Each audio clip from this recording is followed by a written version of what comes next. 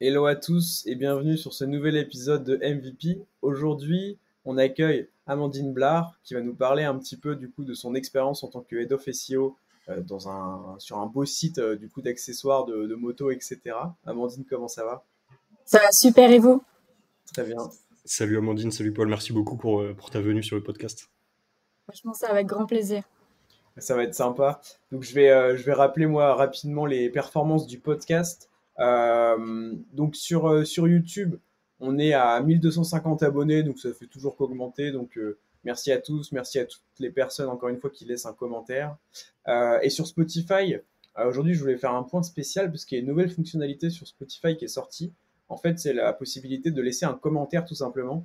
Auparavant, vous pouviez le faire uniquement si on mettait en ligne un sondage ou un truc spécifique un peu chiant. Alors que là, vous pouvez mettre un commentaire comme sur YouTube ou quoi. Donc, pour ceux qui voudraient tester cette nouvelle feature, je crois que c'est assez facile à faire, hein. Faut juste aller sur le détail de l'épisode et puis faire commenter. Et je pense que ça bénéficiera pas mal au référencement de nos épisodes.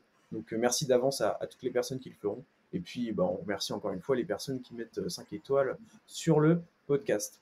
Je vous rappelle aussi que le podcast est sponsorisé par Linkuma. Vous connaissez la chanson. Si vous voulez choper des backlinks à partir de 7 euros, vous avez notre lien d'affiliation qui se trouve en description, que ce soit sur YouTube, sur Spotify ou ailleurs. Et puis, on va entrer direct dans le vif du sujet. Est-ce que, Amandine, tu pourrais te présenter sur les grandes lignes et surtout nous dire un petit peu comment tu es tombée en fait dans le SEO? Ouais, bien sûr. Donc du coup, Amandine Blard, j'ai 30 ans. Ça va faire un peu plus de 5 ans maintenant que je suis dans le SEO. Mhm. Donc à l'heure actuelle, du coup, je suis Head of SEO chez Motoblues, qui est un site e-commerce spécialisé dans tout ce qui est équipement, accessoires, pièces détachées pour la moto. Mais évidemment, ma passion pour le SEO a commencé bien avant ça, vu que ça fait seulement 5 mois que j'ai rejoint cette entreprise. Il faut remonter, on va dire, quelques années en arrière. Dans la première boîte dans laquelle j'ai travaillé, à l'époque, ça s'appelait Saveur Bière. Mhm. Aujourd'hui, ça s'appelle Perfect Draft. Ça a quand même beaucoup évolué. Et j'étais chef de projet web. Donc, je venais de finir mon alternance. J'ai été prise en CDI. Et au bout d'un an et demi, j'avais la sensation que d'avoir fait le tour, ou plutôt que j'avais pas la fibre avec ce métier-là. Ok.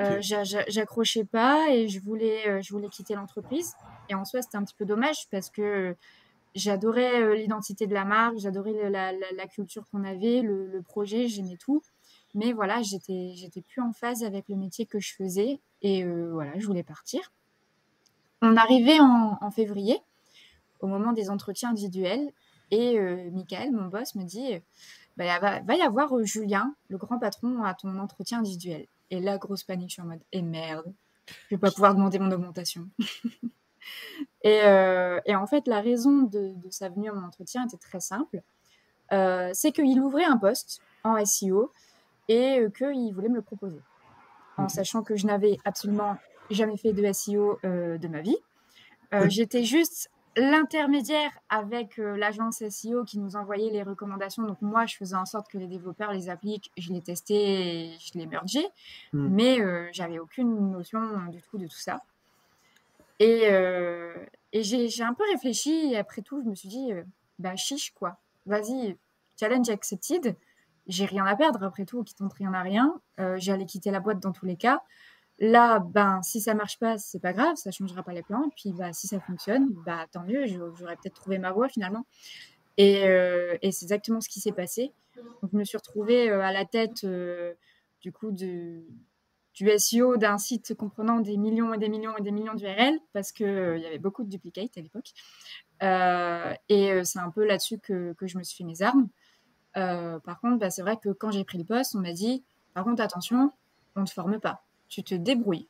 Hmm. T'as 6 mois, faut que tu arrives là. La classique. J'ai l'impression que c'est commun. Exact. Bah oui. En fait, à chaque fois qu'on entend les gens en podcast ou raconter leur histoire, c'est vrai que c'est beaucoup de l'autodidacte et Ouais. c'est tout moi. C'est-à-dire que je me suis formée en assistant à des conférences. Donc des fois, j'allais à Euratech. Je regardais aussi des replays de conférences sur Webikeo. Je lisais beaucoup tout ce qui était les posts sur LinkedIn. Tu repères vite quand même les grandes têtes, genre Olivier Andrieux, Olivier Dufay, tout ça. Et puis, bon, bah voilà, tu te formes comme ça. Puis après, il y a aussi l'expérience qui est super importante. Où bah là, pour le coup, le site était vraiment en piteux état techniquement, avec des grosses lacunes aussi au niveau contenu. Et puis, tu vois que tu n'as pas d'aide. Que bah, ton rédacteur, il compte pas t'aider à faire les contenus pour le commerce. Donc, bah, c'est tout. Tu te retrousses les manches et tu le fais et t'apprends. Et puis, bah voilà, c'est comme ça que tu te construis. Ok. Trop Et stylé. quand c'est comme ça, quand tu arrives dans une boîte où tu n'as pas encore les hard skills SEO, mais on te demande de gérer un site de milliers, enfin sur plusieurs millions d'URL, est-ce que tu as la possibilité de demander à ton boss, par exemple, un budget pour te former ou un accompagnement un peu plus sous forme de conseil, j'imagine, que d'opérationnel, puisque c'est quand même ton rôle de l'opérationnel? Alors, je pense que ça dépend des boîtes. Là, en l'occurrence, chez Motoblues, je sais que c'est quelque chose qui est 100% possible, que si j'ai besoin d'approfondir certaines notions ou quoi, je peux demander un budget pour me former ou quoi, ou même des fois, bah, ça m'arrive de demander à partir en déplacement pour assister à tel événement. Il n'y a pas très longtemps, je suis partie au salon du search marketing à Lyon parce que je trouvais ça intéressant. Là, chez Saverbière, je sais qu'il n'y avait pas de budget. Mais on travaillait déjà avec une agence SEO, donc je savais que je pouvais m'appuyer sur l'agence si jamais j'avais des questions ou creuser des notions supplémentaires, quoi. Ok. Ok. Alors moi, j'avais une question qui n'a rien à voir. Je voulais savoir si tu faisais de la moto ou pas. Absolument pas. Je me suis dit, Non, faut que en je fait, demande. non, non. Alors, c'est vrai que c'est quelque chose qui est très fort dans la culture de Motoblues, mais qui n'est absolument pas obligatoire. Ouais. Par contre, je m'interdis pas un jour d'en faire. Ce qui est génial aussi avec Motoblues, c'est que la société paye le permis de conduire moto à tous les employés. Donc, si j'ai Excellent. envie de le passer, je peux le passer. Pour le moment, voilà, je me laisse un peu encore le temps de la réflexion, mais bah, c'est sûr qu'à force de baigner dans cet univers de motard avec tous les collègues qui sont à fond, ben, t'as envie d'essayer quand même un petit peu. J'avoue que ça me tente. J'ai appris il y a pas Excellent. longtemps qu'on pouvait passer le permis moto avec les CPF, crédit CPF. Complètement. Exactement. Ouais, trop cool. Comment le passer? Alors du coup, bah tiens, pour rentrer dans le vif du sujet sur le SEO, donc tu as dit que ça faisait 5 mois que tu étais head of chez Motoblues. Globalement, ça a été quoi, toi, tes premières actions dès que tu es arrivé? Qu'est-ce que tu as fait en tout premier? Alors, outre, on va dire, la partie analyse audit, que je considère pas tant une action en tant que telle, ma première action, et je pense qu'il y en a qui vont tomber de leur chaise, ça a été de faire passer un ticket pour que tous mes produits aient une métadescription. Ok. Parce que c'était Ça, pas il y le a un cas. vrai sujet hein, d'intégration bulk de méta title, méta description et tout sur les sites. Et en fait, donc j'ai creusé le sujet, je me suis rendu compte que dans l'outil, il n'existe même pas de champ pour mettre une métadescription customisée. Et que pour le moment, on n'a pas la possibilité de toucher à l'outil. Donc, j'ai créé une règle automatique. Mais voilà, ça a été ça ma première action.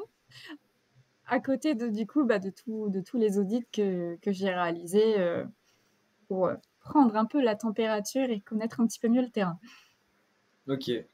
Ouais, c'est marrant. Et globalement, dans les audits que tu as réalisés, c'était quoi, on va dire, les grandes étapes? Est-ce que tu as fait, je sais pas, en premier, par exemple, la technique, ensuite un peu plus la sémantique ou autre?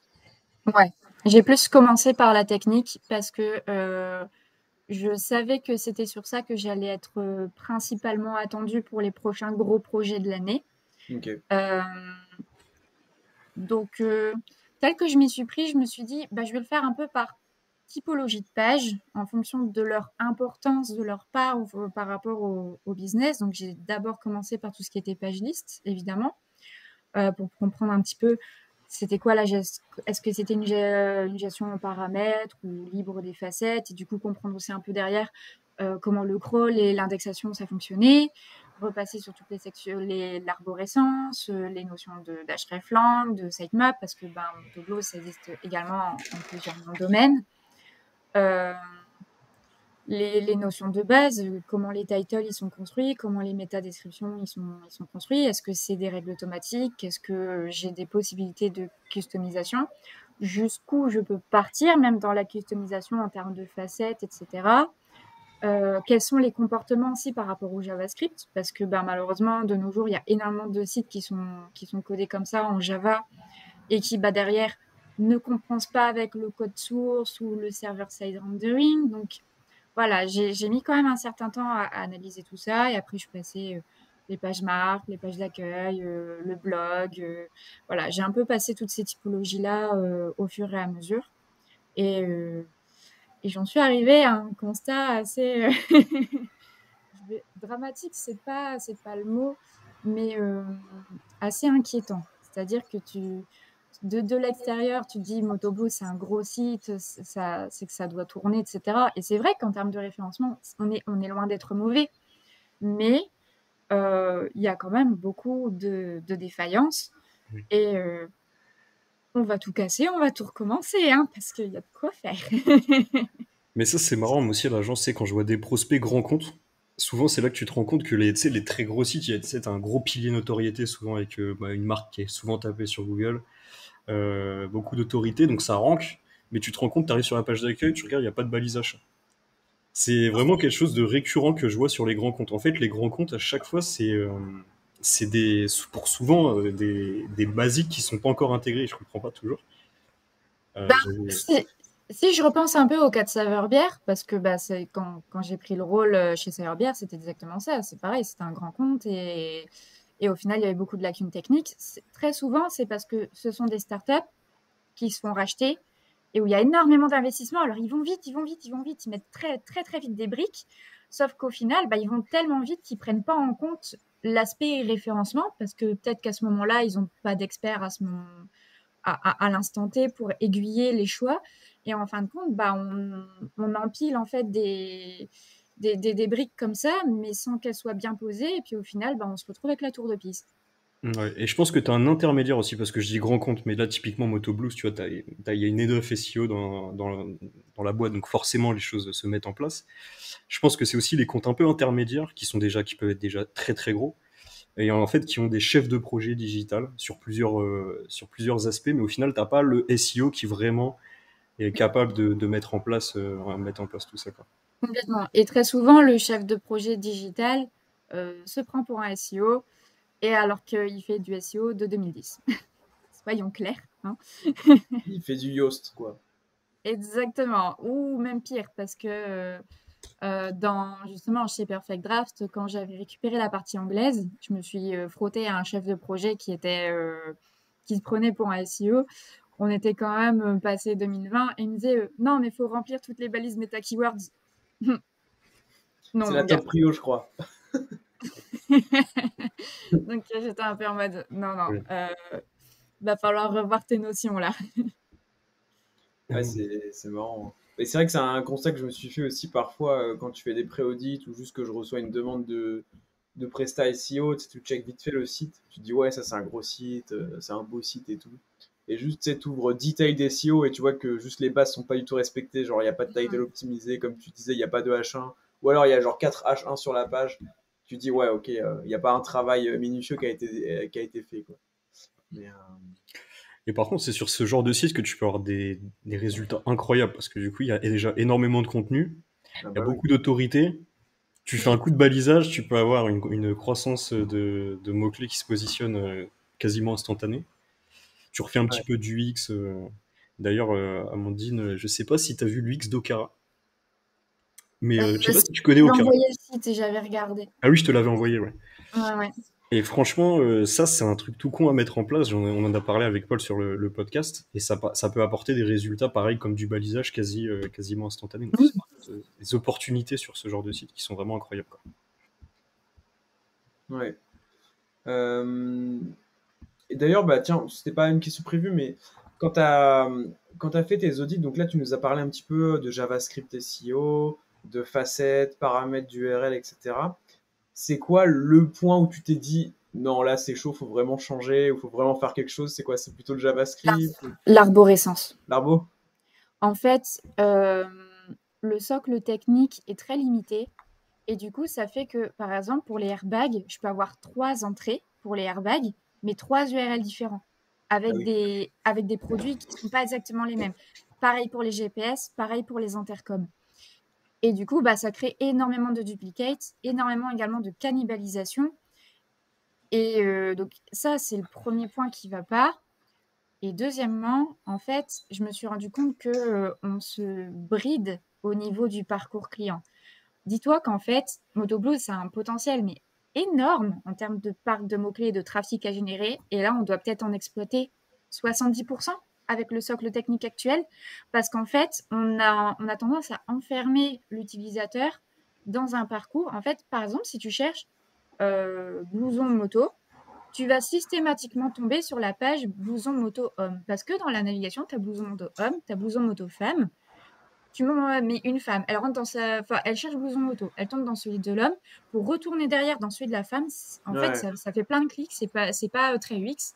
Et derrière, pareil, toutes les facettes en dehors de hommes et femmes, comme par exemple blouson moto été, veste moto imperméable, et bien tout ça, il n'y a pas d'entrée où les facettes, j'ai pas de possibilité de les optimiser parce que le socle ne me le permet pas. Et c'est dommage parce que ce sont des mots-clés qui sont très facilement accessibles parce que les concurrents ne sont pas dessus ou eux, en tout cas, ont potentiellement des lacunes en contenu là où nous, on n'en a pas. Et c'est dommage, en fait, des mots-clés comme ça, avec du volume, qui pourraient en plus de ça convertir et que je peux pas aller chercher parce que j'ai pas les moyens techniques, ça me tue. Ça me tue. Ça me fait marrer parce que le problème des URL qui se créaient en fonction du maillage, j'ai eu le même pour un client sur Shopify, où en gros, je sais pas, tu prends son produit, genre je dis une connerie, la spiruline. Ben, genre, si elle était dans une page catégorie spécifique, elle prenait le slug de la page mère, forcément, et ça créait une URL indexable. Mais si elle était dans un autre truc, genre, je sais pas, les meilleures ventes et j'en sais rien, les produits pour perdre du poids, ben, du coup, il y avait deux URL qui se créaient et c'était pas du tout canonisé. Enfin, bref. Nous, c'est exactement ça. En fait, airbag, c'est une catégorie à l'intérieur des protections moto. Et en même temps, c'est une catégorie à l'intérieur des blousons parce que tu as les gilets airbag. Ouais, d'accord. Ouais. Ouais. Non, mais d'accord, ok, ben, je vois très bien. Et globalement, donc tu disais que tu avais fait un gros focus sur la tech au départ, sur l'audit tech. C'était quoi les outils que tu as le plus utilisé pendant cette période-là? Search Console et Uncroll, Ok. très très grosse, ça vraiment en majorité. Après, évidemment, j'ai toujours quelques petites extensions, genre par exemple, j'aime bien utiliser Quick JavaScript pour justement tester ça. Ensuite, je vais avoir View Rendered Source pour voir justement aussi un peu analyser comment au niveau du serveur tout est interprété. Mhm. Voilà, c'est surtout ces petits outils-là que j'utilise. Ok. Le Le premier petit. sur JavaScript, tu as dit que c'était Quick JavaScript, non? Ouais, c'est ça. Ok. Quick JavaScript Switcher. Tu vois, je ne connaissais pas celui-ci. Trop cool. C'est comme si Euh, tu as un interrupteur, tu coupes, tu allumes, quoi. ok, oui, d'accord. Ah bah oui, c'est parce que oui, moi j'utilise sur Web Developer extension, tu peux faire Disable JavaScript aussi. Donc au final, ça te fait. D'accord. Je vois tout à fait la fonctionnalité. Ok, trop bien, merci pour ça. Euh, Est-ce que toi, du coup, ça fait pas longtemps que tu es chez Moto Blues, mais est-ce que peut-être tu as déjà eu des premiers petits succès, j'en sais rien, sur un mot-clé que tu as souhaité pousser, ou sur même ça peut être une optimisation de web performance, ou un résultat rapide que tu as potentiellement Alors, déjà eu? oui. Alors, par exemple, au mois de mai, il y a eu beaucoup de perturbations suite au core update de printemps. On avait Ouais, super bien pris ce core update, et puis à la sortie, d'un coup, très très grosse baisse, et on se retrouve à peu près 21% de visibilité si je me fie à mes rapports au SEMrush. ok. Et t'es là en mode, ok, on est fin mai, à la Mm. fin du mois de juin, il y a les soldes, il faut que je remonte ça. Bah ouais. C'est la- Et donc j'ai fait passer pas mal de petits quick wins du genre augmenter le nombre de produits par page list, rehausser un peu les footers qu'on avait, remettre du CSS dessus parce que nos footers c'était comme s'il y avait que des balises P dessus, c'était une c'était une cata. Et rien que ça, on a réussi derrière à remonter jusqu'à 27%. Donc on a pris 6%. Ok, super stylé. Donc Euh, ça fonctionne bien. Euh, et après, autre gros succès qu'on a eu, c'est que je suis arrivée et d'office, au bout d'une semaine, on me dit bon, bah, gros projet, dans 3 mois, on doit avoir notre site sorti en néerlandais, en allemand, en anglais. Ça, c'est magnifique, ça. Et on En l'a plus, fait. et en plus, tu es sur Et un on, site qui est en JS, hein, tu disais, t'as pas de CMS. ouais. Donc, t'as Et pas on la l'a fait. traduction. On Mm. a sorti le site dans 3 langues supplémentaires le 9 juillet. On avait dit sorti 9 juillet, c'était sorti. Incroyable. La bosse, en fait. Trop stylé. Mais du coup, t'as fait comment pour déployer les hreflang? T'as trouvé une solution quand même automatique, interne? Bah, alors, en fait, comme j'avais passé un peu de temps sur l'audit dessus, j'avais demandé à mes techs qu'il y en ait un qui se détache pour comprendre exactement la génération automatique des href, comment ça fonctionnait exactement. Et du coup, il y en a un, il m'a retranscrit exactement toutes les règles de génération des hreflang par typologie de page. Donc, je savais exactement comment ça fonctionnait. Là, pareil, j'ai trouvé qu'il y avait énormément de lacunes. Par exemple, ça pouvait prendre des hreflang qui contenaient des 300. Entre l'Italie, l'Espagne et la France, on n'a pas toujours les mêmes ID catégories qui correspondent en fait aux entrées. Et du coup, bah, pour le peu que c'était pas le même ID, des fois j'avais un hreflang qui était déclaré pour la France, mais de l'Italie vers la France, c'était pas déclaré, par exemple.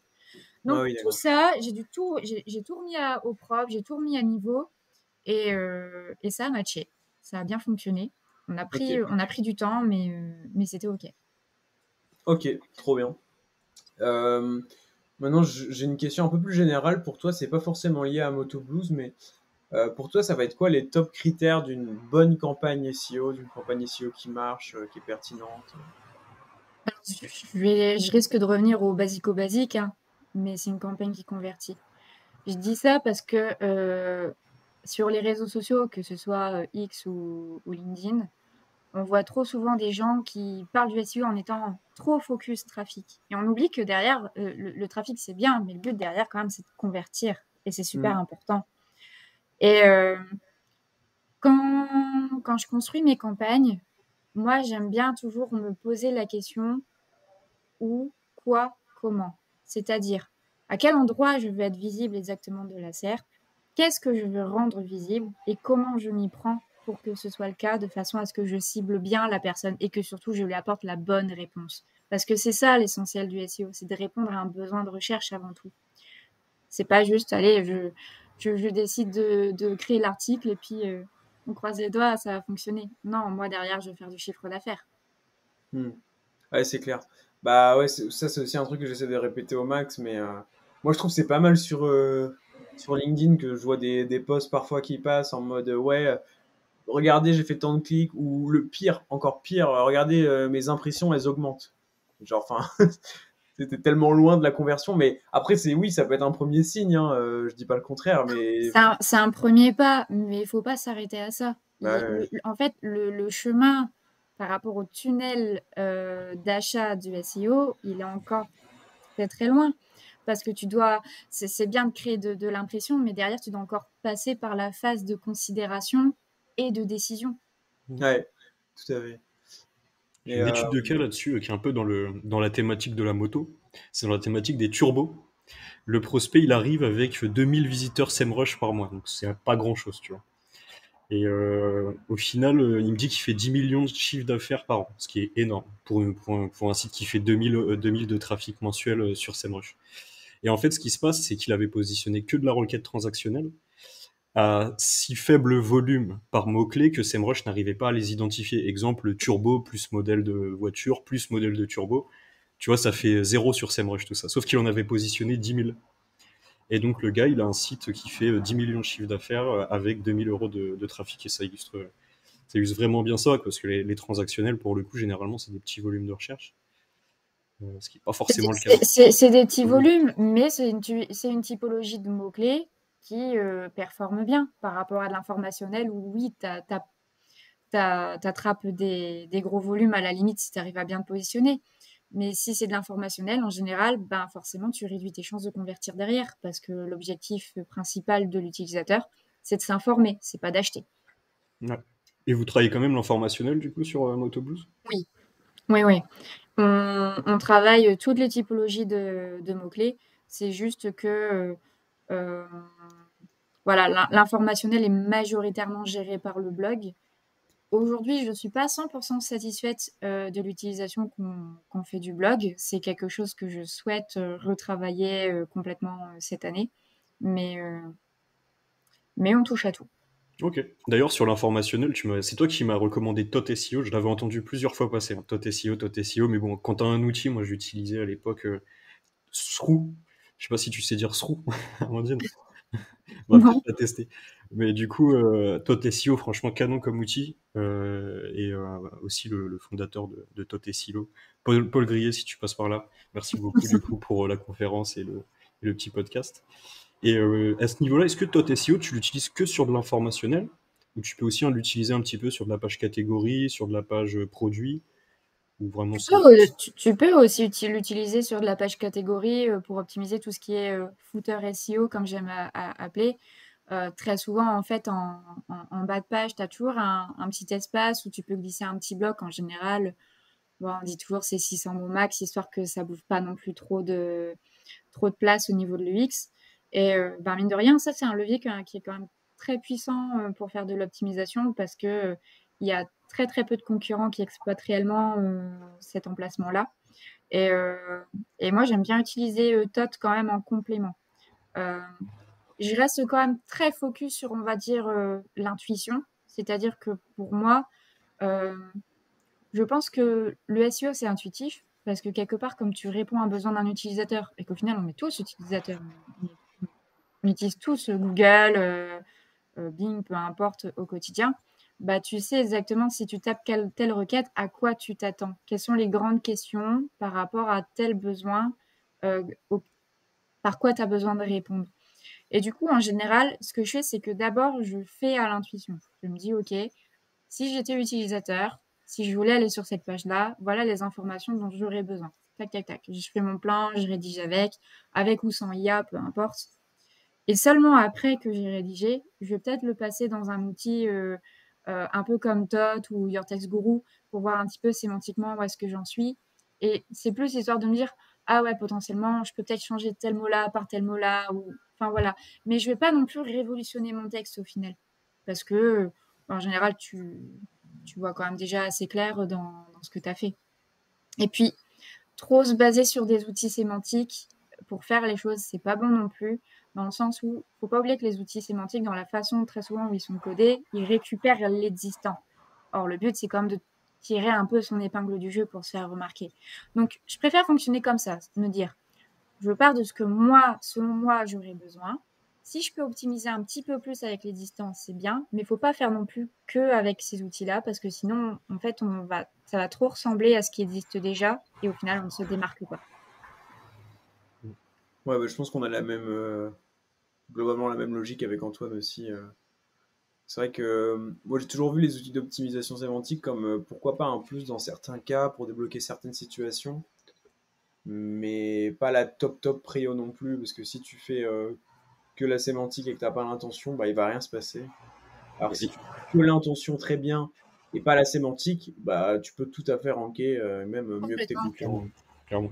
Mais là-dessus, il y a un petit sujet aussi, c'est que, en fait, c'est quand tu fais travailler des rédacteurs qui sont pas des SEO. Donc, typiquement, les consultants SEO un peu juniors, débutants, type un alternant dans une agence ou un rédacteur, quoi, un rédacteur SEO. Je pense que là, l'outil True, Tot, peu importe tous les outils d'optimisation sémantique, pour eux, c'est vraiment très très utile. Parce que du coup, tu les vois Je, vite, tu les cadres, etc., quoi. je confirme, parce qu'en l'occurrence, pour le blog, on travaille avec plusieurs rédacteurs externes. Euh, Donc, il y en a un, il est très très bien. On voit qu'il a des connaissances SEO très solides et dans la façon dont il choisit ses sujets, dont il y répond, tout ça. Les contenus, ils sont quali, c'est evergreen. Enfin bref, ça correspond à ma façon de faire.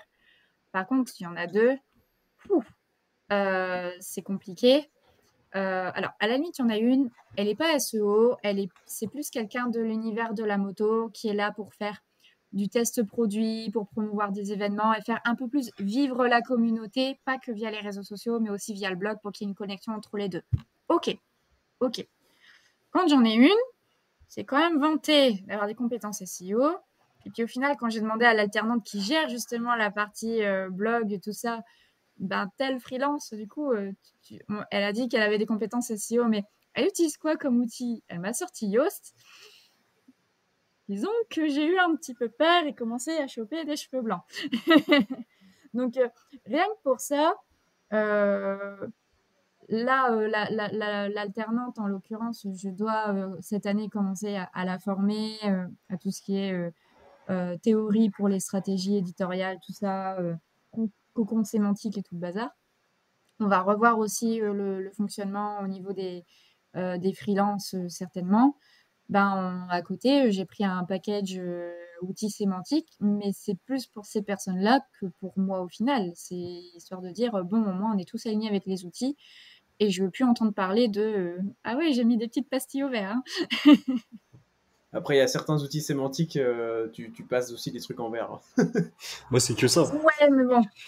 Mais au moins, ils ont leur must-have, tu vois. C'est clair. Genre, Voilà, toi, ça te fait ton là, maillage interne, ça les, fait vraiment des bonnes les, recos, tu vois. les, Mais oui. les petites pastilles Yoast, tu vois, c'est même pas un Yoast premium, c'est vraiment le basico-basique avec, le meta-title, il a la bonne longueur. Ok. Vous avez inséré Bon, votre mot-clé au début du premier paragraphe, c'est bon, un point de plus. voilà, exactement. Donc, comme on disait tout à l'heure, c'est un premier pas. Il y en a encore beaucoup d'autres derrière. Mais ça vient bon.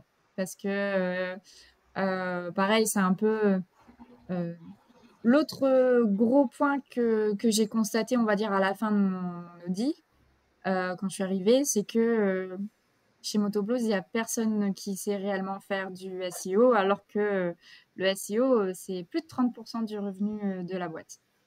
C'est énorme. Sauf que c'est clair que c'est pas moi qui fais ça toute seule. Il y a toute la partie référencement des produits qui rédige les descriptions de produits. Il y a il y a quelqu'un sur la partie blog. Pareil, tous les chefs de projet, ils prennent quand même beaucoup de décisions par rapport à la structure du site. Donc, quelque part, ils font aussi du SEO. Et en fait, personne n'avait la moindre idée exactement de ce qu'ils faisaient, de l'impact de leurs décisions.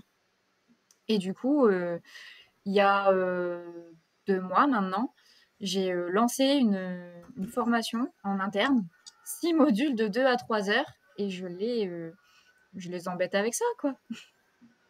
Tu Et fais on bien, passe comme ça tout le monde a les mêmes bases. exactement. En fait, on passe vraiment partout, quoi. Il y a le module d'introduction, le module d'optimisation de contenu, le module de la stratégie éditoriale, le module du référencement international, celui sur la technique, celui sur les reporting, etc., etc., quoi.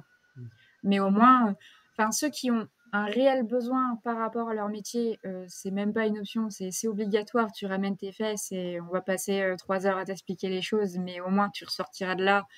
On fera bien le taf tous ensemble et comme une vraie équipe. Et puis, il y en a d'autres où il n'y a pas d'obligation, mais j'ai laissé ouvert à tous. Genre, quelqu'un qui est de la logistique, qui a envie de venir suivre la formation en interne, il est le bienvenu. Parce que au plus j'aurai de personnes de sensibiliser aussi dans l'entreprise, au mieux ça se passera. Est-ce que toi, ton équipe SEO aujourd'hui, t'as des alternants, des stagiaires, des CDI qui travaillent avec toi, ou c'est toi qui pilotes un peu tous les pôles marketing Je suis toute seule. Ok. Mais ça, c'est marrant parce que on en avait parlé avec alors Pierre, les noms, c'est Discount. Pierre Breuer. Pierre Breuer, voilà, je l'avais presque. Et qui nous disait que ça faisait aussi 50% du chiffre d'affaires le SEO en fonction de ce qu'il mettait aussi dans l'ADS. Sauf que c'est Discount, Mano, c'est plusieurs milliards de chiffre d'affaires. Et Motoblues, là, je regardais 70 millions de chiffre d'affaires en 2019, donc c'est sûrement plus aujourd'hui encore. Et tu dis qu'il y a 30% du CA qui est généré par du SEO. Alors, bien sûr que tu as du SEO de marque, les gens qui marquent Motoblues plus Blouson, oui, etc. bien sûr. Mais en réalité, le chiffre d'affaires, il est gigantesque derrière le canal d'acquisition SEO. Et moi, je suis persuadé que l'investissement en interne dans les équipes, le ratio, il est pas forcément bon, quoi.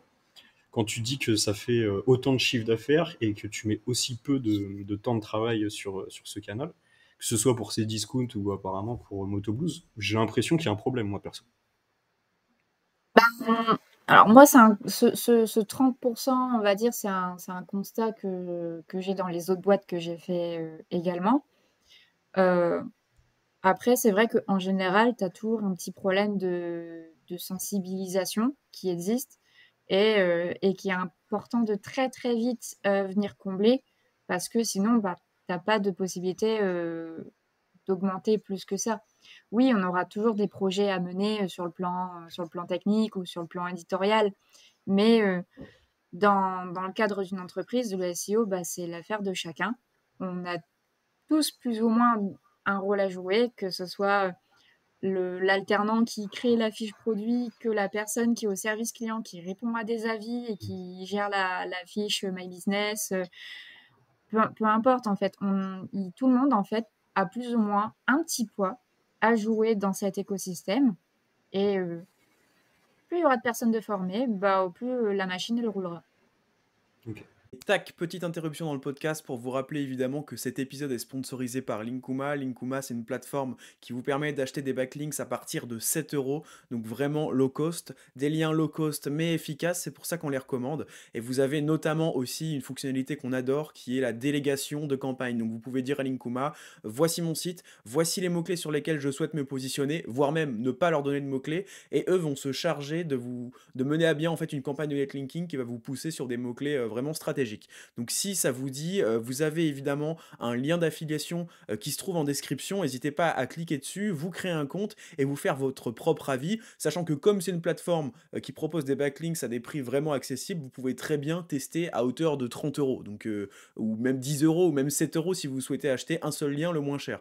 Donc franchement, n'hésitez pas, c'est les tops acteurs du marché, ils sont très très cool, si vous avez besoin d'eux, ils sont très disponibles au support, etc. Et surtout, leur campagne pousse très très bien.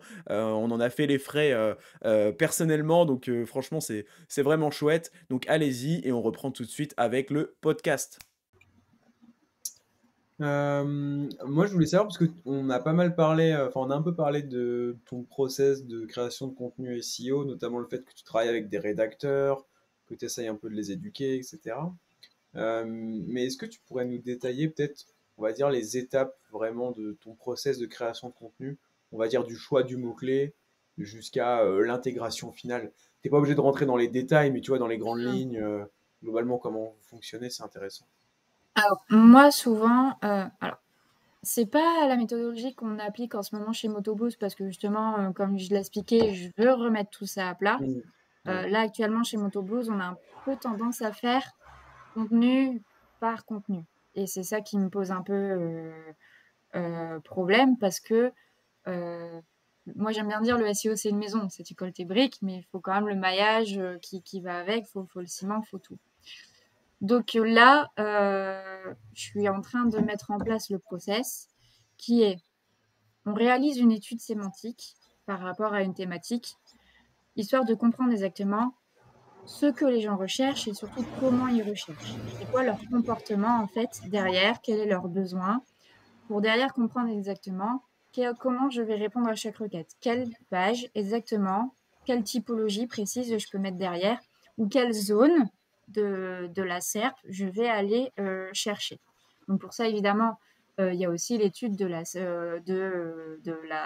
Search Result Page, de comprendre exactement Google comment il joue, quels sont les éléments en fait avec lesquels je vais devoir, que je vais devoir aller développer.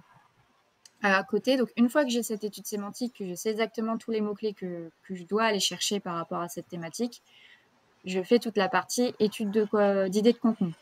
Donc là, je vais utiliser des outils comme Answer the Public, Also Ask, mais surtout la SERP, parce qu'au final, tu as énormément de people Also Ask là-dedans qui sont de très très bonnes idées de contenu à développer. Et du coup, ensuite, je croise mes données. Donc d'un côté, en fait, je suis capable de me dire, j'ai potentiellement ça comme contenu pour le blog à développer et par rapport aux mots-clés associés, j'ai tel contenu, il peut me rapporter potentiellement autant d'impressions, autant de volume et tout ça.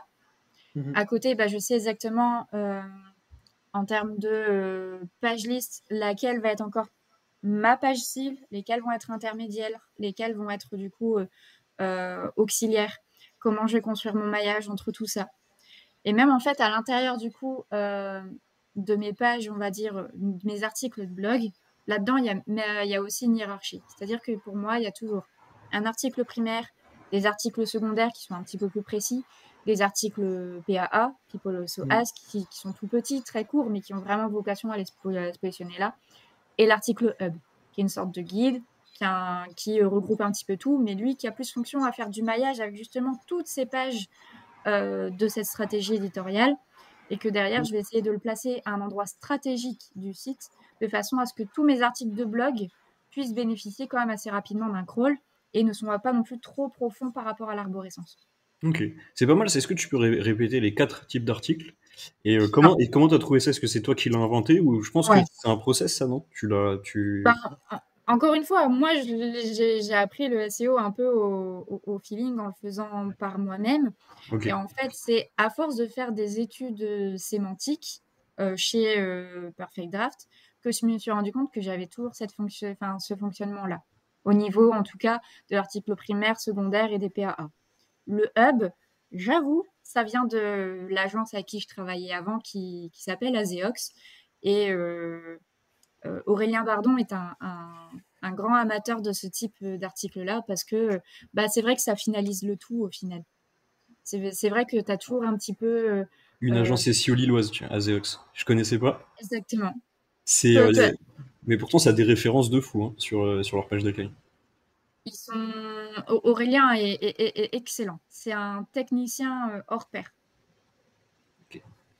Trop bien. Mais en plus, c'est intéressant parce que ce que tu dis, la page hub, des fois, ça permet de ranker sur des mots-clés génériques, euh, très courte traîne, quoi.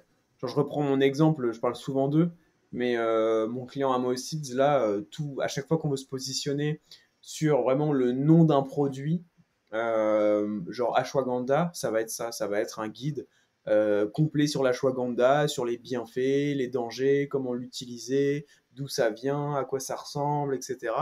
Et c'est vraiment ça, quoi. Et après, limite dans cet article-là, on peut avoir un H2 à un moment, les potentiels dangers de l'ashwagandha, sauf qu'on va aussi recréer, comme tu dis, un peu comme tu pourrais dire donc un article PA vraiment dédié à répondre à la question précise, est-ce que l'ashwagandha comporte des dangers, etc. Ou là où l'article hub il va peut-être faire limite, je sais pas, 3000 mots avec des infographies et tout, bah là on aura plutôt un petit article de 500 mots qui va à l'essentiel. Et Exactement. En fait, chaque article n'est pas conçu pour se positionner au même endroit dans la SERP. Et du coup, n'est pas conçu pour répondre exactement aux mêmes besoins. Le PAA, c'est plus pour les utilisateurs qui ont besoin d'une réponse hyper rapide, qui ne veulent pas s'embêter à chercher. Ils ont juste besoin d'une toute petite information qui n'est pas très compliquée à trouver. ouais, Alors clairement. que le guide, c'est pour quelqu'un qui a réellement besoin de creuser l'intégralité de la chose. Qui, elle, par contre, va prendre beaucoup plus de temps dans sa visite et qui a plus de temps pour elle aussi. Donc, faut penser un petit peu à tous les cas de scénarios de recherche et de conversion. Ouais, c'est très logique au final, hein. De toute façon, ça, je sais plus qui m'avait dit ça récemment, mais ouais, le SEO, je me rends compte, plus j'apprends, plus je me rends compte qu'en fait c'est une question de logique, mais c'est vraiment ça, hein, Exactement. Mais Ouais, moi, je n'arrête ouais, pas c'est de le d'accord. répéter à mes collègues, le SEO, c'est intuitif. C'est du bon sens, moi je dis. Au final, la recette pour moi du SEO, c'est une grosse dose d'intuition et une pincée de données. Ouais. Mais Ouais, ça, c'est ça. c'est quand justement tu as fait pas mal de SEO que tu te rends compte de ça et tu vois quelqu'un qui est pas très bon en SEO quand il commence à te parler que de choses, des micro-choses super compliquées, genre, oh, je sais pas, il parle d'un mini maillage interne sur une page en particulier au lieu de, comme tu dis, parler d'intention de recherche, d'arborescence, etc. Mais ouais, on se retrouve tous là-dessus. J'irai plus loin, moi je pense que c'est pour ça qu'il y a des indicateurs et des outils qui paraissent sexy aux yeux des débutants, parce que justement, il y a des scores sur 100, genre je sais pas, je prends le TF de Majestic, et c'est rassurant, et ça évite limite de trop réfléchir et de développer cette logique-là. Parce que tu peux ne pas avoir cette logique, mais juste, ok c'est bon, je passe ma page dans Majestic, je vois que le TF il est bas, alors je vais dire à mon supérieur que voilà, l'autorité de la page, elle est pas encore faite, pour ajouter des backlinks avec de forts TF, etc. Alors qu'en fait, j'ai pas tout compris, quoi. Et après, tu as des Je pense stockkeepers. que c'est aussi pour rassurer des fois les supérieurs, parce que eux, ils ont besoin de chiffres à la clé pour Ouais, c'est vrai. progresser. Et tu vois, comme par exemple, là, je dois former une alternante justement par rapport à toute cette question de stratégie éditoriale, de cocon sémantique, etc. Et la première question qu'on m'a posée, c'est OK, mais du coup, comment on mesure que son travail il est correct? Ouais. Ben, quelque part, la seule chose qu'on a réussi à leur donner de concret à manger pour qu'ils se disent OK, c'est bon, ça passe, elle l'a bien fait, c'est le score d'optimisation d'un outil sémantique. Parce Ouais. que on va dire sans ça, si tu leur dis juste j'ai construit ça comme ça parce que ça me semble logique, eux, ça leur va pas. Eux, il faut du concret. Il leur faudra des volumes de recherche, il leur faudra des scores d'optimisation, il leur faudra vraiment de la donnée derrière pour montrer que ta logique, elle tient la route.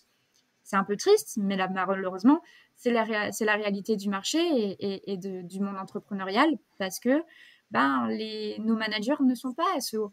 Ce sont des responsables acquisition ou ce sont tout simplement des fois même juste des managers e-commerce qui sont arrivés là par des parcours transversaux, n'ont pas les mêmes notions que nous. Nous sommes des experts.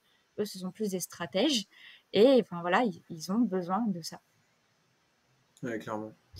Clairement. On a parlé pas mal de ton process ou futur process de création de contenu. Est-ce qu'on pourrait parler pareil, mais d'un point de vue autorité? Alors, tu vas nous dire, mais c'est vrai que Motoblues, c'est quand même une marque qui est beaucoup tapée dans Google déjà, où il y a énormément d'autorité, de notoriété.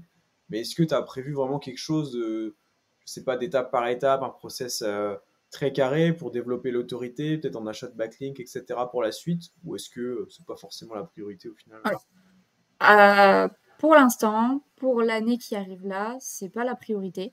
J'ai pas souhaité débloquer un budget pour de l'achat de backlink, pour la simple raison que pour moi, la technique est déjà beaucoup plus importante à remettre en place, ainsi que le contenu, parce que mine de rien, on a beaucoup de contenu sur Motoblues, mais ils sont pas tous hyper bien optimisés et surtout ils sont très vieillots, il faut repasser dessus, c'est très important. Donc pour moi, c'est vraiment ces deux axes-là que je veux retravailler là sur l'année, allez, fin 2024, 2025. Notoriété, ça se fait tout seul parce que, comme tu dis, Motoblues, c'est une grosse marque qui est naturellement tapée. Mais surtout, on a quand même la chance d'être sur un marché où il y a énormément d'événements. Et Motoblues a fait le choix d'être très très présent là cette année sur tous ces événements-là. Hmm. Et on va dire que j'ai des collègues en événementiel qui ont du cran. Parce que, par exemple, il y a quelques mois, on a fait venir l'intégralité de nos fournisseurs, je crois que vous imaginez pas le nombre que ça représente, dans nos locaux, Ah ouais. pour leur représenter toute la roadmap. Mais on n'a pas invité que les fournisseurs. On a invité aussi toute la presse locale. Donc Ok. forcément, ça fait couler de l'encre, ça crée des contenus, ça crée du networking backlink. naturel. Et en plus de ça, comme c'est la presse, c'est du backlink de qualité. Ouais, c'est Ah ça. bah là, ouais, il n'y a pas besoin de passer par des plateformes d'achat de liens quant à ça, effectivement. Voilà. Donc c'est pour ça que là, on va dire que j'ai du budget, j'ai préféré plutôt le réattribuer sur des projets qui, selon moi, sont davantage clés que l'autorité. Si un jour, je sais pas, je vois qu'au niveau technique, on est davantage en place, oui, là, je pense que c'est quelque chose que je redébloquerai et je verrai bien exactement comment je m'y prends. En sachant que l'autorité à la base, c'est vraiment pas ma tasse de thé, c'est vraiment le levier sur lequel je suis pas excellente. Je vais dire les choses, hein. Mais là, en fait, à l'heure actuelle, c'est pas un besoin. Ok. Ouais, parce que je me dis, d'un point de vue global, c'est clair que c'est pas un besoin. Mais c'est vrai qu'après, bon, t'as raison, c'est pas la top prio, mais en temps 2, c'est vrai que faire par exemple du deep linking vers des pages précises, etc., je pense que à mon avis, ça pourra débloquer de belles positions aussi, quoi. Parce que c'est vrai que naturellement, par exemple, j'avais pris comme exemple ta page achat casque pour ce podcast-là, parce qu'en fait, justement, dans Majestic, j'avais vu que c'était, je crois, la page profonde qui reçoit le plus de backlinks. Donc je m'étais dit, tiens, ils sont peut-être en train de faire quelque chose de ce point de vue-là. Donc, mais en fait, pas du tout. Mais tu vois, je me dis, obtenir des liens vers une page comme ça, naturellement, en général, c'est quand même un peu compliqué. Enfin, parce que quand tu invites par exemple la presse, etc., bon, bah, ils vont faire un lien vers ta page d'accueil, voir la page Qui sommes-nous, par exemple, pour avoir plus de détails sur la boîte et tout. Mais rarement vers une catégorie de produits, quoi. Mais c'est marrant. Mais d'ailleurs, je sais pas comment. Enfin, je sais pas si tu as des infos là-dessus sur pourquoi vous avez. Alors, je vais te ressortir le chiffre, hein, mais la page achat casque, j'ai vu que vraiment il y avait quand même pas mal de liens. Je vais te dire selon Majestic. Là, moi, j'ai 51 domaines référents qui pointent vers cette page-là. Selon Majestic, en vrai, c'est déjà pas mal. Alors pour être honnête, j'ai pas de réponse à t'apporter sur le pourquoi de ce chiffre exactement.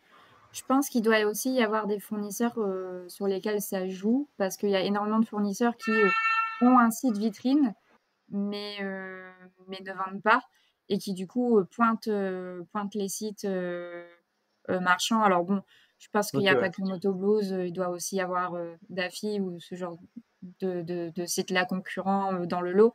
Mais on a énormément, mine de rien, de marques qui fonctionnent comme ça. Ok, ok, trop cool. Non, bah écoute, si c'est fait de manière naturelle, c'est beau, hein. En général, quand je vois du deep linking, bon, dans tous les cas, quasiment, c'est fait de manière volontaire pour le SEO. Mais et tu vois, casque moto, là, moi, je vous vois peut-être septième, un truc comme ça, à peu près. En tout cas, en page 1, donc c'est beau, hein. Très stylé. Ok. Alors là, c'est une question qui est un peu rapide, mais c'est globalement, à ton avis, avec les analyses que tu as faites, qu'est-ce que Moto Blues fait mieux que ses concurrents en SEO? Et inversement, si tu as analysé un peu les sites des concurrents, qu'est-ce que tu penses que tes concurrents font mieux que vous d'un point de vue SEO? Alors, je pense qu'on est meilleur en termes de qualité de contenu et de quantité aussi. Ok, Parce que là, par exemple, ces derniers temps, j'essaie de pas mal retaper certains contenus obsolètes au niveau des pages listes. Et quand j'essaie de voir un peu ce que les concurrents y font, il y a pas grand-chose. Ou du moins, ok. bah, c'est beaucoup du blabla, comme je dis. Il n'y a pas de Ouais, vraie ouais, valeur ajoutée. ok. Donc, je sais que là-dessus, en tout cas, techniquement, on est meilleur. L'autre point qui, selon moi, fait qu'aussi on tourne bien, c'est le nombre de produits qu'on référence. C'est-à-dire que le catalogue de Motoblues, il est énorme, c'est près de 180 000 produits. Et Ouais, encore, là, on a encore bien boosté avec toute la partie pièces et accessoires, où je pense qu'on a rajouté pas loin de 20 000 références là sur les derniers mois. ok. C'est énorme Hmm, que je pense pas que les concurrents en ont autant. ok. Par contre, au niveau produit, moi, je pense qu'ils prennent plus de temps forcément que nous pour bien les référencer, parce que nous, c'est vrai que quand on va analyser sémantiquement une fiche produit, bah, c'est léger, il faut dire les choses. Mais voilà, nous, on en a beaucoup. Ils font peut-être ils font un petit peu mieux au niveau des fiches produits. Et puis, bah, encore une fois, leur arbo. Parce que eux, leur arbo, telle qu'elle est conçue, ils se, ils s'enferment pas dans des silos. Et, et c'est vraiment ça, selon moi, qui nous pose problème, quoi. En fait, avec tout, à cause de ces silos, on a tendance à créer du duplicate, à se cannibaliser nous-mêmes et on se tire une balle dans le pied, quoi. Ok, ouais, je comprends. Alors moi, j'ai une autre question. Mhm. Là, je viens de vérifier pendant que tu me répondais en live, mais c'est bien ce que j'avais vu il y a quelques jours. Sur le Keyword Planner Google Ads, quand je tape Moto Blues, j'ai 200 000 recherches mensuelles estimées. Je trouve ça énorme, mais après, moi, je connais pas le game de la moto, donc mais je trouve ça mais abusé. Ça, c'est votre volume de recherche naturel ou est-ce qu'il y a eu un truc qui a été fait sur le volume de recherche artificiellement? Ah non, non, c'est vraiment naturel. Ça, c'est fou, hein. En fait, mais parce que moi, je suis pas dans le game de la moto. Tu vois, si c'était une marque de nutrition ou quoi, ça se trouve, j'aurais direct capté que Non, non, alors Moto c'est c'est vraiment énorme. une marque qui est très, très, très puissante. Ah, Alors, mais c'est vrai c'est que ça. quand tu quittes le Nord, les gens en général, ils connaissent pas. Ok, ouais. Parce que on a en dehors du site internet, on a deux magasins qui sont situés dans le nord. Évidemment, il y en a un qui est au siège, il y en a un autre qui est à Seclin. Ouais, On vient seulement d'ouvrir là, fin juin, notre troisième magasin à Tours. ouais. Et on espère bien en ouvrir d'autres. Mais du coup, par exemple, quand je suis allée à Lyon pour le salon du Search, et je leur disais, bah, je bosse pour Moto Blues, personne ne connaissait. Tout le Hmm, monde connaissait Daffy, parce que Daffy a des magasins partout en France, mais pas ok. Moto Blues. Et, euh, et j'espère bien que que ça va encore se développer avec les futures franchises qu'on va sortir. Mais en tout cas, alors que dans le Nord, tout le monde connaît Moto Blues. C'est super Ouais, c'est connu. ouf, hein. Et surtout, ben, ils ont fait quand même un choix hyper stratégique. C'est qu'ils ont ouvert la boutique de Seclin vraiment dans la Motors Avenue. Donc Seclin, c'est vraiment la zone des motards. C'est au point Ok, où en avril, il y a même la fête des motards qui s'appelle le Seclin Moto Show. Et ok, Moto Blues est en première ligne pour organiser l'événement. ok. Donc, Ouais, c'est abusé, hein. Franchement, je sais pas, Antoine, t'envoies souvent, toi, dans tes pré-audits, des marques qui sont recherchées plus de 100 000 fois déjà. J'aimerais bien en voir plus. Tu m'étonnes. Parce que c'est avec ces marques-là que j'aimerais bien pouvoir travailler un peu plus. Mais non, non, ouais, c'est une très très belle marque. Je pense que. Alors, en réseau physique, je pense pas que vous soyez les plus gros, mais sur du search, Non. vous devez bien être dans le top 3 sans problème, quoi. Oui, Ah oui. on est top 2. Top 2, tu vois. Donc ça veut dire que c'est On est top 2. le. On a Daffy qui est devant nous et derrière nous, on nous suit de très près Maxès. Ok. Moi, j'ai un client que je ne citerai pas. C'est un petit malin qui est tout seul et il doit être dans le top 10. Comme quoi, tu vois, non, c'est un super marché, le marché de la moto, hein. Oui, C'est très oui, très puis compliqué. il s'est beaucoup développé là au cours de l'année dernière, justement parce que maintenant, les gens ont la possibilité de se payer le permis moto grâce au CPF. Et du coup, bah, forcément, ça a fait grimper le marché de façon exponentielle. Là, j'y passe un tout petit peu ralenti depuis que l'État a décidé de mettre en place le contrôle technique pour les motos. Donc, mais ça va. Je trouve que ça nous a pas encore tant impacté que ça pour le moment. Ok. Euh, Toi, globalement, c'est quoi qui va te prendre le plus de temps dans ta journée aujourd'hui, dans tes missions pro? J'ai pas une journée qui se ressemble, donc je peux pas dire qu'il y ait une tâche particulièrement qui va me prendre beaucoup de temps. Je dirais plus si je devais plutôt parler par projet, je dirais que c'est plus la partie études sémantiques. Ok. Parce que, en gros, donc là, on est en train de préparer tous les projets justement pour faire la refonte de l'arborescence et du socle technique. Donc, je sais très bien que si j'oublie un détail important qui va faire que ça il y aura une décision qui sera générée par rapport à ce projet-là, je vais passer à côté et après pour ouvrir le dossier, pour recorriger ça, bah, ce sera mort. Parce que, bah, dans une entreprise, quand tu dois passer par l'IT, le dossier, tu l'ouvres qu'une fois et pas deux. Hmm. Tu peux à la limite te permettre de diviser ton projet en V1, V2, V3, enfin voilà, de gérer un peu les choses quand tu veux. Mais par contre, quand tu fais ton cahier des charges dès le début avec toutes les spécifications techniques, etc., t'as pas Ouais. intérêt à oublier une seule chose parce que tu sais que plus tard, pour revenir là-dessus, ce sera vraiment très, très, très compliqué. Donc là, l'étude sémantique, je la fais vraiment, mais au détail de chez détail. Je passe un temps fou à cliner chacun de mes mots-clés un à un pour être sûr vraiment de la direction qu'on prend pour chacun des produits, pour chacune des pages listes. Mais une fois que ça, ce sera fait, mais moi, j'en suis persuadée, on aura des résultats hallucinants. Ouais. Ok. Ok. Ok. Ouais, mais je comprends parce que c'est vrai que quand tu agis avec d'autres personnes, je comprends que pour eux, si tu leur parles, je sais pas, du fil d'Ariane à un moment, qu'ils font des modifications ou quoi, et que genre 2 mois après, ils croient que c'est bon et tu leur dis ouais, alors en fait le fil d'Ariane. C'est ça, sauf que là encore, le fil d'Ariane, je trouve que c'est un sujet qui est, c'est mignon. Oui, non, Donc ça va, on est c'est une d'accord. notion. Parce que là, la vérité, on va vraiment tout casser. On va tout casser. Ouais. Le projet, on l'a estimé sur plus d'1 an. Donc c'est pas les gars, je vais pas les faire bosser pendant 1 an sur un truc et quelques mois plus tard: «Ah au fait, on a oublié ça!» Ouais, c'est clair. Non, non, bah, je comprends. Ok.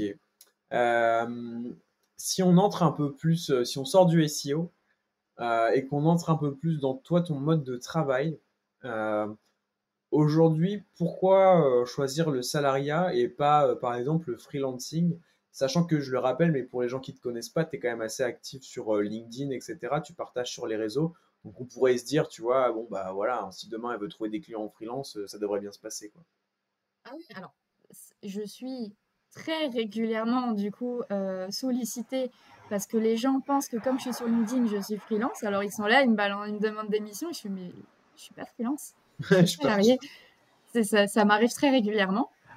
Et en fait, la simple raison, c'est que il y a 2 ans, donc quand j'étais chez Perfect Draft et que on va dire la boîte a pris un tournant que je savais pas trop vers où on allait, si ça allait me plaire ou pas. Bah, c'est en fait à ce moment-là que je me suis mise sur LinkedIn parce que je voulais avoir le choix, je voulais, un peu, connaître potentiellement mes futures options et je me suis Mhm. à ce moment-là demandé: «Est-ce que, le freelance ça me conviendrait ou est-ce que l'agence aussi ça me conviendrait?»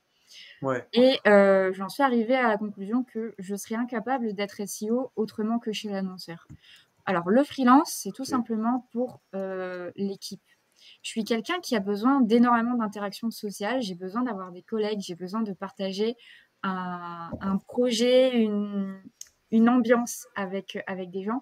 Moi, mon grand plaisir le matin, quand j'arrive en entreprise, c'est d'être mise en énergie par des discussions avec mes collègues, qui sont Ouais, des ok. fois très, très privées, mais c'est mon vrai plaisir que je n'aurais pas en freelance, ou du moins, même si par exemple j'allais dans un espace de coworking, oui, j'aurais ces interactions-là, mais on ne partagerait pas la même chose. Ce serait pas one Ouais, ouais, team, one dream, comme on aime bien dire. ouais, je comprends complètement. Mais c'est vrai que ça, c'est un truc, tu vois. En fait, à la fois, moi, je suis persuadé que enfin, le mode de travail en freelance, ça correspond de ouf à ma personnalité et tout. Mais à la fois, c'est vrai que comme j'ai eu une bonne expérience en agence SEO, je vois ce que c'est un peu le délire d'être dans la même barque avec une équipe et ouais, d'avancer avec les mêmes personnes et tout. Et c'est vrai que je pense effectivement que même dans un coworking ou pas, tu retrouves pas la même chose parce que vous travaillez pas sur les mêmes Et projets. puis, et puis il y a aussi que, alors moi j'ai toujours évolué comme ça dans des entreprises qui ont des identités et des cultures de marque très fortes. Hmm. Saveur bière, c'était ça, et Motoblue, j'ai exactement retrouvé ça, et c'est là où moi je suis vraiment très heureuse. J'ai besoin d'être embarquée. Et moi, j'arrête pas de le dire, mais Saveur Bière, c'était ma première famille professionnelle, et Motoblues, c'est ma deuxième famille professionnelle. En fait, ce sont pas juste des gens que je côtoie professionnellement. Ce sont des personnes qui sont devenues de vrais amis. Hmm. Samedi, pour vous dire, j'ai fêté mes 30 ans. J'avais une dizaine de personnes de mon ancien taf et d'autres de mon taf actuel, alors que ça fait 5 mois que je suis dans la boîte. C'est incroyable. Mais bah, d'ailleurs, tiens, une question. Comment est-ce que tu fais pour t'assurer en amont que les gens qui travaillent dans l'entreprise dans laquelle tu postules peuvent potentiellement devenir, comme tu l'appelles, ta famille professionnelle, vraiment de vrais amis plus tard? Comment est-ce que tu t'assures de ça? Tu peux pas t'en assurer malheureusement. Et Ouais, d'ailleurs, on va dire, j'ai fait une petite erreur de casting avant d'arriver chez Motoblues, parce que bah, j'ai quitté Perfect Draft en décembre ouais. et j'ai intégré Motoblues en mars. Et en fait, pendant ce temps-là, pendant les 2 mois de là, bah, j'étais dans une autre boîte qui s'appelait Drawer, Ah, ça enfin c'est Ok. dément. qui s'appelle Drawer, qui est On a située le nom de à l'alternant, Eurapec. du rédacteur. Je crois qu'on va mettre quelques petits bips pour pas que tu aies de problème, Mais Amandine. non, là, elle aura pas de Non, problème. non, mais alors, il n'y a rien de méchant. Il n'y a absolument rien de méchant. En fait, chez Drawer, j'étais très bien. C'était pas la question. Alors, c'est vrai que j'ai eu un peu de temps à m'intégrer parce que c'était une ambiance un peu différente. Hmm. Maintenant, je suis partie chez Motoboost parce que j'ai été débauchée, parce que ben, mon ancienne manager était chez Motoboost. Elle avait besoin de moi et on avait bossé 3 ans auparavant chez Saveur Bière. On s'était toujours dit que si on avait l'occasion de retravailler ensemble, on le ferait. Et voilà. Et en fait, dans la façon dont elle m'a vendu la boîte de Moto Blues, je me suis tout de suite plus retrouvée que ce que j'avais là chez Drawer. Ok. Mais c'est vrai que il y a eu une petite désillusion, on va pas se mentir. C'est vrai que quand j'ai passé les entretiens, bah pareil, on m'avait vendu une boîte avec des gens très unis, tout ça. Et quand je suis arrivée, bah, c'était très froid. Et j'ai mis plus d'1 mois avant que les gens me parlent réellement, et que j'ai de vrais liens avec les personnes. Aujourd'hui, j'ai pas de problème, hein. J'ai toujours des messages des gens avec Drawer, et quand je leur ai dit que je partais chez Motoblues, ils étaient très, très, très contents pour moi. Mais c'est vrai que la culture d'entreprise était quand même très, très différente, et j'aurais pas retrouvé chez Drawer ce que j'avais et ce que j'ai là actuellement. Ok. Ouais, je vois. Non, mais c'est intéressant. Est-ce que pour toi, Paul, c'est important aussi cet aspect puisque Bah, tu es en freelance, du coup, j'imagine que c'est pas quelque chose qui compte pour toi. Bah, ce que je disais avant, en fait, là aujourd'hui, le mode de travail en freelance, moi j'aime bien, et donc ça, c'est un truc que j'ai évidemment pas. Mais pour autant, je sais que c'est un des trucs qui me plaisait beaucoup dans l'agence dans laquelle j'étais avant, hein. Et c'est vrai que ça fait tout le. En fait, le plaisir que tu vas avoir à travailler dans une boîte, j'ai l'impression que c'est archi lié à ça, quoi. Vraiment, tu prends la même boîte, tu mets des collègues juste différents, qui n'ont pas la même mentalité, où il n'y a pas la même cohésion, quoi, ça change mais tout, en fait, hein. Moi, Enfin, j'ai fait un point là-dessus en interne sur, tu vois, le comportement ou quoi que tu devais adapter, enfin, tu sais, comment tu devais t'adapter dans une entreprise en tant que dirigeant. hmm, Et en fait, tu vois, j'ai noté un peu deux extrêmes. Tu vois, l'authenticité et le mode corpo 100%, tu vois. Et Hmm. j'en ai conclu qu'il fallait quand même faire attention, tu vois. À pas être trop copain-copain avec tout le monde. En plus, on est super jeunes, donc c'est peut-être pas la même ambiance dans les boîtes qui sont beaucoup plus développées, etc. Mais je trouve que je te rejoins, Amandine, c'est hyper important, etc. Mais je pense que ça peut aussi causer des problèmes quand il y a trop de cohésion. Enfin, c'est même plus de la cohésion, tu vois, quand c'est carrément une famille, etc. Tu peux avoir tu sais, des embrouilles, tu peux avoir des chocs Oui, émotionnels entre certaines personnes, je, etc. je, je, je mentirais si je te disais qu'il n'y a jamais eu d'embrouille dans les boîtes par lesquelles je suis passée. Bien sûr qu'il y en a eu. Alors, pas avec moi directement, mais après, voilà, je dis pas que je m'entends bien avec tous mes collègues. Il y en a, j'avoue, chez Motoblues, j'ai du mal. Mais c'est tout, c'est pas grave en Ouais, fait, c'est c'est humain, normal. tu peux pas t'entendre avec tout le monde. Bah, ces personnes-là, bah, c'est tout. Je suis polie, je leur dis bonjour. Si on vient échanger un peu, bah, on échange. Si c'est professionnel, évidemment que bah, on sera toujours à fond dedans parce que c'est le projet, etc. Mais c'est pas des personnes à qui je vais boire des verres, etc. C'est tout. Il y a... C'est comme ça. Ok. Euh, Et du coup, pourquoi spécifiquement l'annonceur et pas l'agence? Parce qu'en soi, dans une agence, tu peux aussi retrouver, tu vois, une superbe ambiance et tout, même partager certains clients entre consultants, faire des petites teams, ça peut être sympa aussi, hein. Alors moi, c'est parce que ça correspond, c'est plus dans ma personnalité. En fait, je suis quelqu'un qui adore faire des gros projets, mais les Ouais, mener de d'accord. A à Z. Ouais, Et j'ai peur qu'en agence, il y ait cette frustration parce que moi, forcément, on va dire, je vois l'expérience de l'annonceur et de l'agence, mais de l'autre côté de la vitre. C'est-à-dire que j'ai déjà bossé avec des agences. Et souvent, les agences, on a un peu tendance à, à les limiter dans les actions qu'ils vont avoir à mener. Soit ils vont avoir un rôle très stratège, très axé sur le netlinking. C'est quand même relativement rare, j'ai l'impression. En tout cas, c'est dans les discussions que j'ai eues avec d'autres contacts, LinkedIn, X, tout ça, venant d'agences. C'est que c'est super rare un client qui te confie réellement la totalité du projet de A à Z à réaliser. En général, tu gères qu'une petite partie. Et moi, ce qui m'avait marqué, en tout cas dans ma première expérience, quand j'étais chez Saverbière et que je bossais avec Azeox, c'est que Azeox me donnait beaucoup de préconisations techniques à mettre en place ou des contenus à mettre en ligne, mais bah, ça ne correspond pas forcément toujours, toi, à tes priorités ou aux priorités même de l'IT, parce que ben, les préconisations techniques, elles passent par l'IT. Très souvent, toi, tu n'as pas la main pour les faire. Et du coup, bah, c'est repoussé, c'est repoussé, c'est repoussé. Et hmm. moi, je me souviens du sentiment de frustration de l'agence qui était en mode et pourquoi je t'ai tout donné, fais-le. Et toi, bah, c'est juste que tu es bloqué. Et moi, en tout cas, ma personnalité, mais je pourrais pas endosser une telle frustration, c'est pas possible. Ouais, je crois que c'est Antoine, tu vas peut-être confirmer, mais je crois que c'est la frustration peut-être numéro Ouais, un. bah, en fait, tu fais vraiment la distinction entre les petits et les gros clients. Donc les petits clients, ils arrivent, c'est l'inverse. C'est en gros, tu t'occupes de tout. Tu fais de la rédaction, tu fais du netlinking, tu fais de la strat et tout. Là, du coup, c'est cool pour les consultants parce que du coup, vraiment, ils référencent le site, quoi. Et au contraire, un très gros client, donc nous, les plus grands comptes qu'on a, on a des multinationales et tout. Là, c'est l'inverse. C'est en gros, pendant 3 mois, tu leur demandes workshop, workshop, workshop, projet bloquant, projet bloquant, projet bloquant, et ça bouge pas. Et pourtant, ils payent plutôt bien. Donc, Oui. ça veut dire qu'ils ont. Bah, après, c'est de l'interne, hein, c'est à eux de bien gérer leurs équipes et tout, parce que après, comme tu dis aussi, ça fait intervenir tellement de gens différents. Donc, quand tu fais un ticket technique, ça passe par le responsable marketing, ça va à l'IT, etc.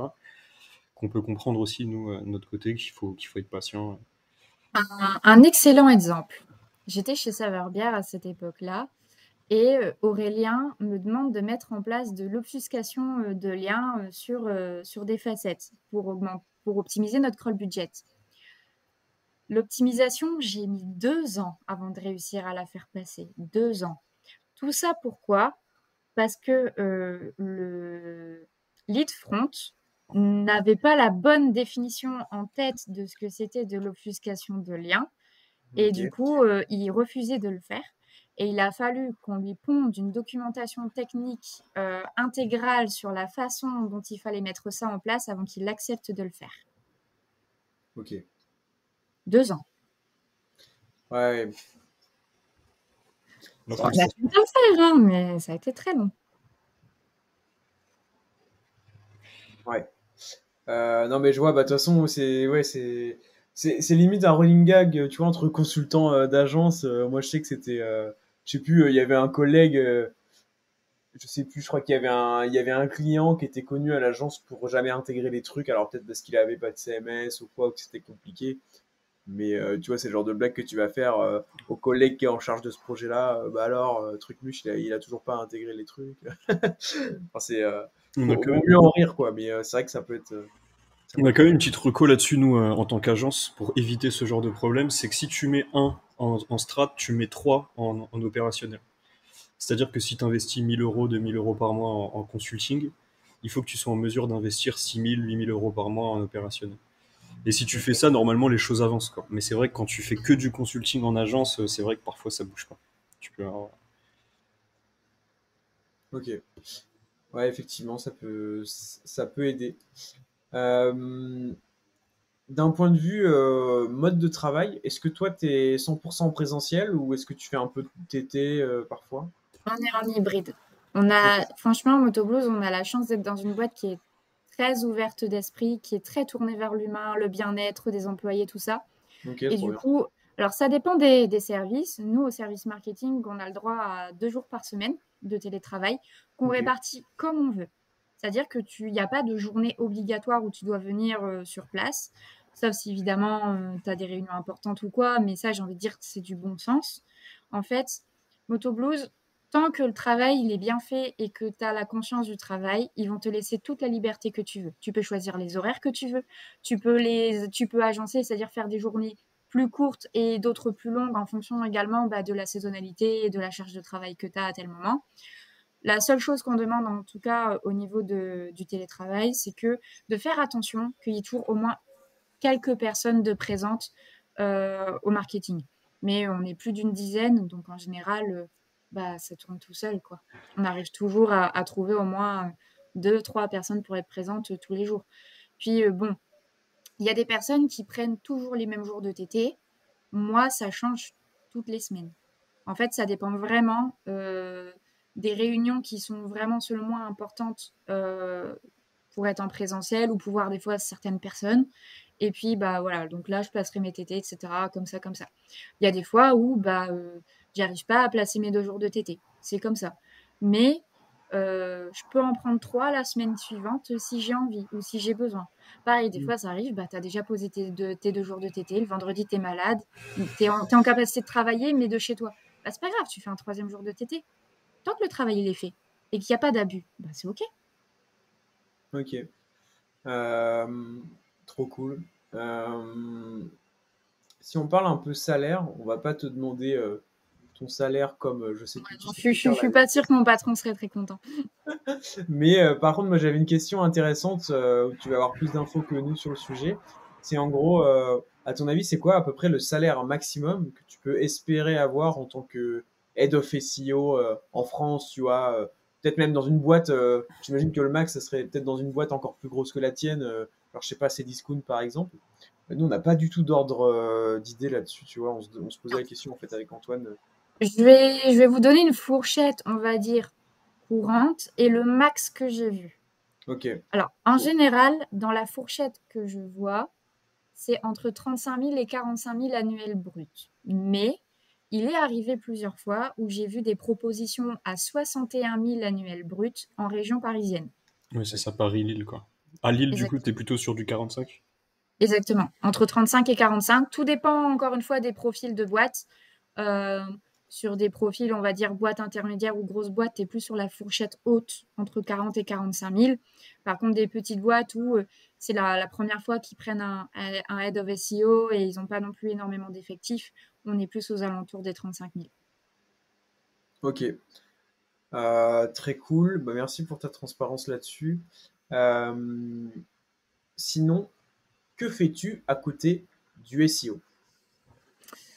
Bah, je ne fais pas du SEO du tout en freelance ou quoi que ce soit. J'ai pas de projet du tout de ce genre-là. Moi, quand j'ai fini ma journée de travail, je suis bien contente de l'avoir fini quand même. Je fais de la couture. Trop bien. Incroyable. Voilà. Bah, c'est ça que je voulais savoir, c'était en gros, moi, j'aime bien connaître un peu les hobbies des gens à côté. Je sais pas, je demandais même pas ça, tu vois, d'un point de vue freelance ou quoi, c'est vraiment, est-ce que tu as un sport, un truc, mais du coup, couture, trop cool. Sport, oui, j'ai fait très très longtemps du basket. J'en ai fait 15 ans. Ah ouais, Et là, j'ai pris la décision d'arrêter parce que j'ai eu un accident il y a 4-5 ans. Et ok. j'ai pas réussi à me rétablir à mon top niveau. Et surtout, le club a pris encore une fois des directions qui font que j'ai entraînement maintenant de 21h à 22h30. Et quand le lendemain, je dois être au boulot, me lever à 5h et être à 7h sur place, c'est impossible. Ah oui, C'est putain. impossible. Donc, ça me déchire le cœur parce que j'aime toujours autant le basket et jouer avec mes camarades. Mais en tout cas, cette année, ce sera pas possible. Mais c'est pas grave parce que bah, maintenant, il y a la couture à côté. Et puis bon, si, je vais toujours courir, faire quelques séances de natation par-ci par-là, évidemment. Mais ma grosse nouvelle passion, on va dire, depuis 4-5 ans, depuis mon accident, c'est la couture. Ok, ok, super. On a eu pas mal de questions pour toi sur Twitter. Moi, il y en a surtout une vraiment que j'ai retenue. Alors bon, tu as déjà à moitié répondu à cette question-là, mais c'est en gros Lola Scab qui nous demande est-ce que toi, tu as des sites en parallèle en plus de ton job? Là, tu as dit que tu faisais pas de freelance, mais est-ce que tu as des sites, je sais pas, toi, pour le fun? Non. Ok, Non, non. J'ai pas de site en parallèle. J'avais hésité à un moment à en ouvrir pareil pour faire des tests, etc. Et, euh, et en fait, j'ai peur que ce soit un petit peu trop prenant, on va dire, à côté de mon activité déjà en entreprise. ouais, je comprends. Donc, Bah, c'est clair qu'un site, d'un point de vue temps passé, je sais pas si tu veux faire les choses bien, dans une semaine, faut peut-être que tu y passes au moins 2 heures, quoi, je pense, si c'est tu ça. veux déjà créer un bon petit contenu toutes les semaines, minimum. Puis même après, c'est d'un point de vue même charge mentale, Ouais. tu vas avoir des idées constamment pour ce site-là et tout, donc bon. Alors déjà, quand je vois comment je peux partir en live sur des idées de tests à faire pour Moto Blues, si en plus de ça, c'est mon propre site, je préfère même pas imaginer. Et puis, Ouais, bah, encore une fois, je suis quelqu'un qui est hyper méticuleuse et qui aime bien faire les choses de A à Z. Ce qui correspond bien aussi avec la couture, parce que ben, j'ai pas peur de me frotter à des gros projets qui me prennent des mois et des mois et des mois à réaliser. Ben, si je commence à rentrer dans un site à faire, ouf, je crois que ça va être compliqué.